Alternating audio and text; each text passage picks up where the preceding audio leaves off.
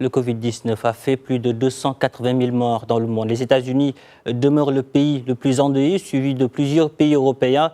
On pointe sur les dernières évolutions de la pandémie liées au nouveau coronavirus avec Noa Bazir.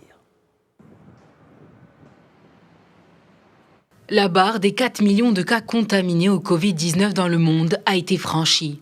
Au total, plus de 277 000 personnes ont succombé au virus, dont plus de 154 000 en Europe. Les États-Unis sont le pays ayant enregistré le plus de morts, avec près de 80 000 décès. Même si de nombreux pays se dirigent vers un déconfinement progressif, Washington doit encore faire face à de nombreux défis.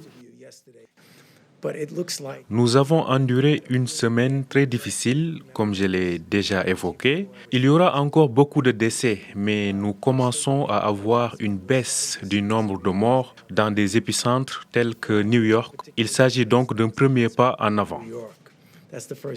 Derrière les États-Unis, les pays les plus touchés sont le Royaume-Uni, l'Italie, l'Espagne, la France et la Russie. Les Britanniques attendent aujourd'hui la déclaration du Premier ministre Boris Johnson sur la prochaine phase de lutte contre le Covid-19.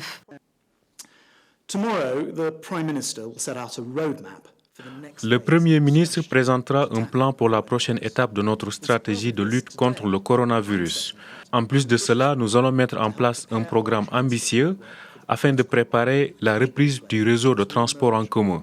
Il est important de souligner qu'aller au-delà du virus sera un processus graduel. Quand nous serons déconfinés, nous aurons un monde assez différent de ce que nous connaissons actuellement. Pour le 5e jour consécutif, la Russie a enregistré plus de 10 000 cas supplémentaires du Covid-19.